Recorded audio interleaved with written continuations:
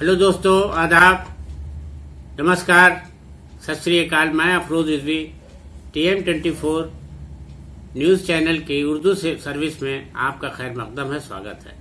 दोस्तों, तमाम उर्दू अखबारों ने मुल्क और बैरूनी ममालिक यानी देश और विदेश की सियासी और गैर सियासी हालात और वाक़यात पर तमाम खबरों को और उन पर तबसरे को पेश किया है।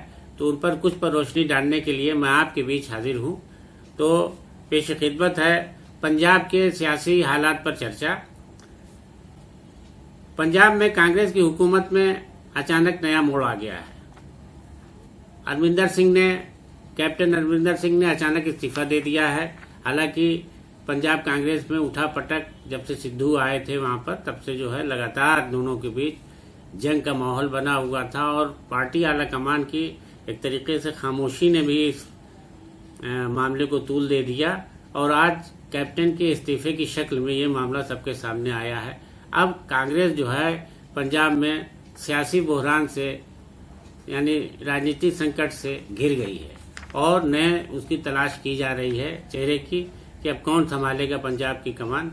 तो फिलहाल राहुल गांधी ने वहां की कमान संभाल ली है और सोनिया गांधी के बारे में कहा जा रहा है कि वही नए चीफ मिनिस्टर का इंतखाब करेंगी। इस सिलसिले में तमाम उर्दू अखबारों ने बड़े अलग अलग अंदाज से अपनी सुर्खियों को पेश किया है और इसमें लखनऊ से शाया होने वाला रोजनामा आग लिखता है कि पंजाब सरकार के खाना जंगी मंजर आम पर कैप्टन ने छोड़ा वजीर आला का ओहदा और लखनऊ, दिल्ली, हैदराबाद, मुंबई, पटना समेत कई दीगर जगहों से एक साथ शाया होने वाला रोजनामा उर्दू। राष्ट्रीय सहारा लिखता है कि खुलकर मैदान में आए कैप्टन, पंजाब कांग्रेस बहरान से घिरी और लखनऊ, पटना, नई दिल्ली, मुंबई और देहरादून से एक साथ शाया होने वाले सहाफत ने भी इसी तरह की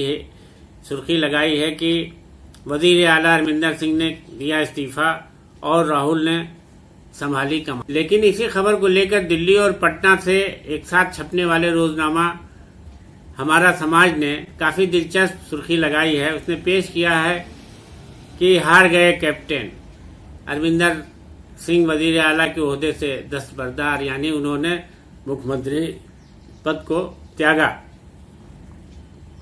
बहरहाल इस अखबार को लेकर आज सियासी हलचल काफी तेज रही इस खबर को लेकर और लोगों ने तमाम तरह की नजरियों को पेश किया, जिसमें ये कहा गया कि पार्टी आला कमान इसका जिम्मेदार है और पंजाब में इतनी BS सिद्धू जब से आए तो उठा पटक मची थी, तो उसको रोकने की कोई कारगर कोशिश नहीं की गई।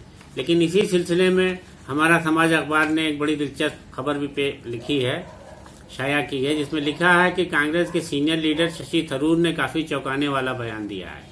उन्होंने कहा है कि इस मामले में श्रीमती सोनिया गांधी यानी पार्टी की मुखिया पर किसी ने उंगली नहीं उठाई और न ही उनको इसके लिए कोई जिम्मेदार ठहरा रहा है और उनको अब ये समझ लेना चाहिए कि उनकी क़यादत में पार्टी जो है वो ज्यादा दिनों तक चल नहीं पाएगी, इसलिए उनको अब हट जाना चाहिए, उनकी जगह नए आदमी को कमान संभाल लेना चाहिए। तो उन्होंने, शशि थरूर ने बराह रास्त श्रीमती सोनिया गांधी पर ये उंगली उठाई है और इसको लेकर के काफी चर्चाएं। कुछ और खबरें। बंगाल में बीजेपी को बड़ा धचका लगा। साबिक मरकजी वजीर बाबुल सुप्रीमो ने भाजपा छोड़कर तृणमूल कांग्रेस ज्वाइन की और सुप्रीम कोर्ट के चीफ जस्टिस NV रामन्ना ने अदालती निजाम को और मुअस्सिर बनाने की जरूरत पर जोर दिया। यानी उन्होंने कहा विधि व्यवस्था को और मजबूती दी जानी चाहिए। एक प्रोग्राम के दौरान खिताब करते हुए उन्होंने ये बात कही और जुमे के रोज वजीर आजम ने अपने यौम विलादत यानी 71वें जन्मदिन पर मुल्क में 250 करोड़ कोरोना के टीकेकारी पर काफी जज्बाती अंदाज में इस पर खुशी का इजहार किया और इत्मीनान का इजहार किया। उन्होंने कहा कि अलबत्ता इतना बड़ा काम हुआ, लोगों ने इसमें कोरोना का टीका लगाने में बड़ी लंबी भागीदारी की, का शुक्रगुजार हूं कि अब इस बीमारी से लोगों को बचाने में सहूलत मिल सकेगी।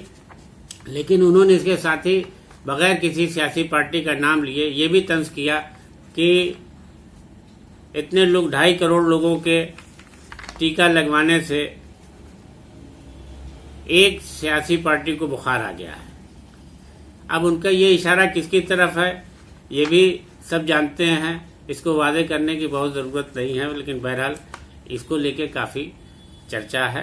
उधर नई दिल्ली से जारी एक खबर के मुताबिक मुल्क में एक दिन में यानी जुमे के रोज कोरोना के 35,000 से नए मामले सामने आए हैं। इसके अलावा लखनऊ से एक दिलचस्प खबर है कि यूपी के वजीर आला चीफ मिनिस्टर योगी आदित्यनाथ ने कांग्रेस के साबिक सदर और सीनियर लीडर राहुल गांधी पर काफी तीखा तंज किया है। उन्होंने कहा है कि राहुल गांधी एक्सीडेंटल हिंदू हैं। उन्होंने कहा कि जो लोग एक्सीडेंटल हिंदू होते हैं वही देवी देवताओं को नकारते हैं और राहुल गांधी आजकल यही काम कर रहे हैं। तो उन्होंने इस तरह के तंज किया जिसको पर कांग्रेस के भी लोगों ने काफी आश्चर्य जताया है और इस पर वो अपनी अपनी आलोचना की है। और इसके अलावा फिल्म स्टार सोनू सूद के यहाँ इनकम टैक्स के छापे के बाद खबर सामने आई है कि सोनू सूद और उनके करीबी लोगों के पास 20 करोड़ रुपए के टैक्स की चोरी का मामला पकड़ा गया है। ये दावा इनकम टैक्स डिपार्टमेंट की तरफ से किया गया है। और यूएनआई की एक खबर के मुताबिक यूपी के फिरोजाबाद में डेंगू और वायरल बुखार का कहर जारी है। 110 मरीजों को मेडिकल कॉलेज में भर्ती कराया गया है, जिनमें कई की हालत नाजुक बताई जाती है और उनके उपचार के लिए सरकारी तौर पर टीम को लगा दिया गया है। इसके अलावा फिरोजाबाद से ही एक और खबर है कि स्पेशल जज पास्को अरविंद कुमार यादव ने नाबालिग बच्ची के साथ इस्मत दरी के बाद उसका कत्ल करने के इल्जाम में गिरफ्तार वीरेंद्र कुमार को सजाए मौत की सजा सुनाई है और 30 नवंबर तक कानपुर और आगरा को मिल जाएगा मेट्रो ट्रेन का तोहफा। और 4 धाम यात्रा शुरू। और एक अफसोसनाक खबर कि झारखंड के लातेहारी में जिले में विसर्जन के दौरान तालाब में डूबकर 7 बच्चियों की मौत हो गई। और नई दिल्ली हाई कोर्ट से खबर कि मजहब तब्दीली यानी धर्मांतरण के आरोप में एक शख्स को कोर्ट ने बरी कर दिया है। नई दिल्ली हाई कोर्ट ने इस मामले में पर्याप्त सबूत यानी पूरे तरीके से सबूत न मिलने पर उस शख्स को बरी कर दिया है। उस शख्स ने कोर्ट में खुद कहा कि मुझे ईसाई नहीं बनाया गया था, मैंने कोई मजहब तब्दीली नहीं की है। इस तरह से ये मामला जो है खारिज हो गया और कोर्ट ने उस शख्स को बरी कर दिया। जो इंटरनेशनल खबरें यानी आलमी खबरें, पेंटागन से खबर के मुताबिक अमेरिका ने तस्लीम किया है कि काबुल में अपने फौजियों को निकालने से कुछ रोज कबल काबुल में ड्रोन से किए जाने वाले हमले में 10 मासूम लोगों की मौत हो गई, हलाक हो गए। उस पर अमेरिका ने बेहद अफसोस जारी किया है। अपनी गलती को मानते हुए कहा है कि गलत इत्तला पर यह हमला किया गया था। इसके अलावा ऑस्ट्रेलिया में लॉकडाउन के खिलाफ मुजाहरे में यानी प्रदर्शन में 270 लोग गिरफ्तार कर लिए गए। अफगानिस्तान में तालिबान के कब्जे के बाद तमाम लोग पैसों की कमी से फाका कशी के दहाने पर पहुंच गए हैं यानी भुखमरी की कगार पर पहुंच गए हैं, जिससे उन्हें अपने घरों का सामान बेचकर अपने खाने के इंतजाम करना पड़ रहा है। बहुत बुरी हाल है लोग। इसके अलावा अल जजीरा के साबिक सदर अब्दुल अजीज का इंतकाल, एयर फ्रांस के तैयारे यानी जहाज में आग लगने से बीजिंग में हुई उसकी इमरजेंसी लैंडिंग और अफगानिस्तान पर कब्जे के बाद तालिबान पर हुआ पहला हमला। लगातार हुए धमाकों में 2 लोगों के मरने की खबर है। इसके अलावा सऊदी अरब से खबर कि बाहरी मुल्कों से उम्रा यानी दर्शन को आने वालों की तादाद में अब इजाफा हो रहा है, यानी उनमें दर्शनार्थियों की तादाद अब बढ़ने लगी। इसके साथ ही अब आलमी खबरों को सिलसिला यहीं खत्म करते हैं। आज की और भी जिन अखबारों ने ऐसे खबरों में को काफ़ी अहमियत से और उन पर तबसरे किए हैं। उनमें रोज़नामा जमात दोस्त, रोज़नामा कौमी खबरें, रोज़नामा इनकलाब, रोज़नामा एतमाद, रोज़नामा सहाफ़त, रोज़नामा आग, रोज़नामा राष्ट्रीय सहारा, रोज़नामा द सियासत, डेली कश्मीर उज़्मा और पाकिस्तान के भी कुछ अखबारों ने देश और दुनिया के हालात पर अपने नज़रियों को पेश किया है, जिनमें रोज़नामा जंग, रोज़नामा दुनिया और रोज़नामा जसारत वगैरह शामिल हैं। तो दोस्तों, अब दीजिए इजाज़त,